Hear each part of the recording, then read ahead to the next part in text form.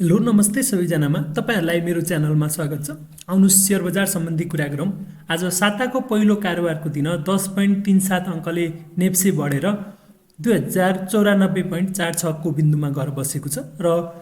173 वटा कम्पनी वृद्धि भएको छ भने सबैभन्दा धेरै बढ्न सफल आज माथिल्लो मैलुङ खोला जलविद्युत लिमिटेड छ, त्यसपछि mid Solu hydro power limited छ, त्यसपछि एसपीसी छ, समलिङ्गी पावर कम्पनी लिमिटेड छ, त्यस्तै हाथवे पनि आज राम्रै अङ्कले बढेको छ र धेरै कम्पनीहरुमा आज हरियो देख्न चाहिँ पाइएको छ र त्यस्तै 70 वटा कम्पनी घटेको छ र 70 वटा कम्पनी घट्दाखेरि सबैभन्दा धेरै घट्नमा आज चन्द्रगिरी हिल्स, त्यसपछि इन्फिनिटी लघु वित्तीय संस्थान रहेको छ भने मनोकामना स्मार्ट लघु वित्तीय संस्था पनि धेरै नै घटेको छ र 4 वटा कम्पनी स्थिर छ र कारोबारको कुरा गर्नु पर्दाखेरि 3 अर्ब 83 करोड 37 लाख बराबरको कारोबार भएको छ। आज सबैभन्दा धेरै घट्नेमा चाहिँ आज होटल इन्डेक्स चाहिँ सबैभन्दा धेरै छ। बढ्नेमा आज डेभलपमेन्ट बैंक, फाइनान्स अनि हाइड्रो पावर यी इन्डेक्सहरू ज्यादा बढेको छ र मार्केटलाई टेक्निकल चार्टको कुरा गर्नु पर्दाखेरि मार्केटमा अब के होला त भन्ने कुरा पनि हुन सक्छ। मार्केट अब के पहिलाको रेकर्डहरूलाई ब्रेक गर्दै मार्केट माथि जान्छ त? ल आउनुस् कुरा गरौँ। अब मार्केटले अलिकति राम्रै मुभ लिएको छ, आज अलिकति इम्प्रेसिभ मुभ लिएको छ भन्दा पनि हुन्छ, अलिकति राम्रै माथि गएको छ र मार्केटलाई हामी पहिल्यैदेखि निहाल्दै आएको छौँ। मार्केट यो लेभलबाट यदि मार्केट माथि चाहिँ फर्कियो भने मार्केटमा एउटा उछाल चाहिँ आउन सक्छ। मार्केटमा एउटा मुभ आयो, यो लेभलबाट मार्केट माथि फर्कियो भने मार्केटमा एउटा राम्रो लगानी गर्ने अवसर पनि आउन सक्छ भनेर हामी बुझ्न सक्छौँ। मार्केटमा यो लेभलबाट माथिल्लो लेभलसम्म यसरी मार्केट जान सक्ने सम्भावना चाहिँ ज्यादा छ र हामीले पहिल्यैदेखि भनेका थियौँ 2100 भन्दा माथि मार्केट बस्न सफल भयो भने मार्केटमा एउटा राम्रो उछाल आउन सक्छ। यसरी 2200 को लेभलमा फेरि पनि जान सक्छ र यो लेभलमा गएपछि फेरि सानो करेक्सन आएर यसरी माथि जान सक्छ र अलिकति नेगेटिभ कुरा गरियो भने पनि मार्केटमा यसरी भोलि 2100 भन्दा माथि चाहिँ रहन सफल भयो भने मार्केट त्यसरी जान्छ भने यदि भोलि मार्केट डाउन भयो भने मार्केटले यस्तो गरी यहाँबाट थोरै डाउन भएर यसरी डाउन भएर फेरि यस्तो गरी तल आइदिन सक्छ। यसरी मार्केट डाउन साइडमा पनि आउन सक्छ। त्यो भएर भोलि 2100 भन्दा माथि चाहिँ बस्यो, यो एरियामा मार्केट बस्न सफल भयो भने मार्केटमा इन्ट्री हुँदाखेरि राम्रो हुन्छ जस्तो लाग्छ मेरो विचारमा। मार्केटमा अब केही इन्डिकेटरहरू लगाएर हेरौँ। मार्केट राम्रो छ, मार्केटमा आज अलिकति राम्रै मुभ आएको छ, अलिकति कारोबार पनि थोरै हो तर पनि बढ्न चाहिँ सबै स्टकहरू बढेको छ। इन्डिभिजुअल स्टकहरू इन्डिकेटर लगाएर मार्केटको चार्टलाई हेरौँ। सुरुमा आरएसआई लगाउँदाखेरि मार्केटले आरएसआई चाहिँ अलिकति बुलिस जोनमा चाहिँ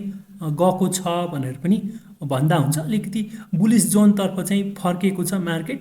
अलिकति आरएसआईको मुभ चाहिँ अलिकति माथितर्फ चाहिँ आज देखिएको छ, जसले चाहिँ मार्केट चाहिँ एउटा सानो मुभ चाहिँ आउँदैछ भन्ने कुरा चाहिँ हामीले बुझ्न सकिन्छ। एमएसिडीको कुरा गर्दाखेरि एमएसिडीमा स्टिल सेल सिग्नलै भ्यालिड छ। हिस्टोग्राममा क्यान्डलहरू ठुलै बनेको छ र यहाँ एमएसिडी लाइन पनि तलतर्फै आएको छ र यसले चाहिँ स्टिल सेलिङै देखाएको छ। मार्केटमा अलिकति सेल सिग्नल छ भन्ने कुरा हामीले थाहा पाउन सकिन्छ। त्यस्तै बोलिङ्गर ब्यान्डको कुरा गर्नुपर्दाखेरि मिडल ब्यान्डमा सपोर्ट लिएर मार्केट बसेको छ र मिडल ब्यान्डभन्दा माथि जाने भयो भने मार्केटले एउटा अप ट्रेन्ड चाहिँ लिन सक्छ। त्यस्तै सुपर ट्रेन्डको कुरा गरौँ।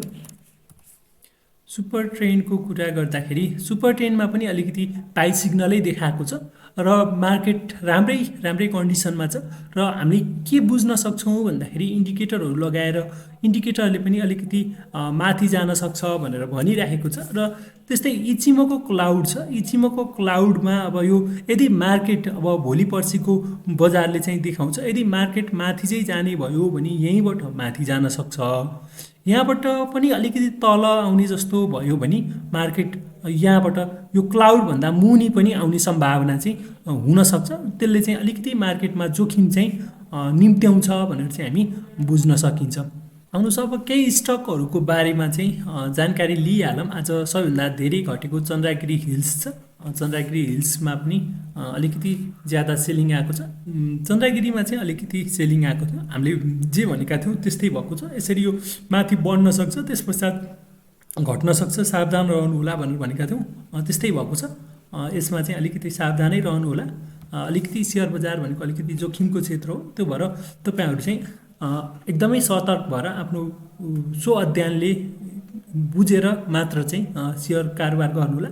त्यस्तै आज एकदमै बढ्न सफल भएको कम्पनी पनि हेरिहालौँ यो कम्पनी पनि माथि गएको छ यसले अलिकति अप ट्रेन्ड चाहिँ लिएको छ यसमा चाहिँ एउटा राम्रो मुभ आउन सक्छ अब ज्यादा बढिसकेको कम्पनीमा जानु भनेको एकदमै जोखिम हुन्छ यी कम्पनीहरू एकदमै माथि गइसकेको छ यस्ता कम्पनीहरूमा इन्ट्री हुनु भनेको भिरबाट हाम फाल्नु जस्तै हो माथि गएर यदि मार्केट खस्यो भने त्यतिखेर चाहिँ गाह्रो हुनसक्छ यस्ता कम्पनीमा नजानु नै उचित हुन्छ त्यस्तै हाथवे पनि आज अलिकति राम्रो मुभ लिएको छ र तर यसले बुलिन्जर ब्यान्डलाई चाहिँ ब्रेक गरेर गयो भने त्यसपछि बल्ल यसमा चाहिँ इन्ट्री भयो भने राम्रो हुन्छ तर अहिले तत्कालै इन्ट्री हुनु चाहिँ उचित हुँदैन जस्तो लाग्छ मेरो विचारमा आज चाहिँ सबैभन्दा धेरै कारोबार भएको हिमालयन रिइन्सुरेन्स छ हिमालयन रिइन्सुरेन्स अलिकति घटे जस्तो भएको छ अहिले तत्कालै यो स्टकमा जानु चाहिँ राम्रो हुँदैन जस्तो लाग्छ मलाई त्यस पश्चात हामी सोनाको कुरा गर्नेछौँ सोना पनि अप्पर मिडल ब्यान्डलाई चाहिँ ब्रेक गरेर माथि जान सकेको छैन मिडल ब्यान्डलाई जब तक माथि ब्रेक गरेर माथि रहँदैन तब तक हामी त्यो स्टकहरूमा चाहिँ इन्ट्री हुँदैन जस्तो लाग्छ त्यस्तै शिवम हेरौँ शिवम सिमेन्टको कुरा गर्दाखेरि शिवम सिमेन्ट पनि तल्लो लेभलमै बसेको छ आज 500 को लेभलमा बसेको छ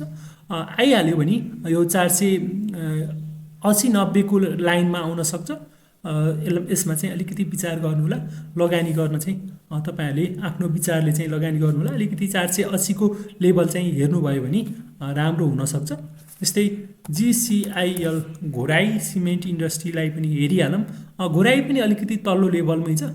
यसमा पनि यो मिडल ब्यान्डसम्म आउन सक्ने यो लोअर ब्यान्डसम्म आउन सक्ने सम्भावना चाहिँ ज्यादा छ यो लेभलसम्म 490 को लेभलसम्म चाहिँ हेर्दा हुन्छ मेरो विचारमा यो 480 को लेभल हेर्नुभयो भने यसमा पनि राम्रै हुन्छ यहाँ एमएसिडीले स्टिल सेल सिग्नल देखाइराखेको छ त्यो भएर यसमा चाहिँ वेट गरेर लगानी गर्दाखेरि राम्रो हुन्छ जस्तो लाग्छ तपाईहरु मेरो यो भिडियो हेर्नु भएकोमा तपाईहरुलाई धेरै धेरै धन्यवाद छ तपाईहरुलाई मेरो भिडियो कस्तो लाग्छ कमेन्टमा कमेन्ट गर्नु होला र तपाईहरु नयाँ हुनुहुन्छ भने हाम्रो च्यानलमा जोडिनको लागि हाम्रो स्टक ट्विस्ट नेपालमा तपाईहरु सब्स्क्राइब गरी हामीसँगै हुन सक्नुहुन्छ भन्दै यो भिडियोबाट बिदा हुन्छु बिदा हुनभन्दा अगाडि शेयर बजार भनेको एकदमै जोखिमको क्षेत्र हो जानेर बुझेर अध्ययन गरेर मात्र लगानी गर्नु होला भनेर बिदा भएँ हस्त धन्यवाद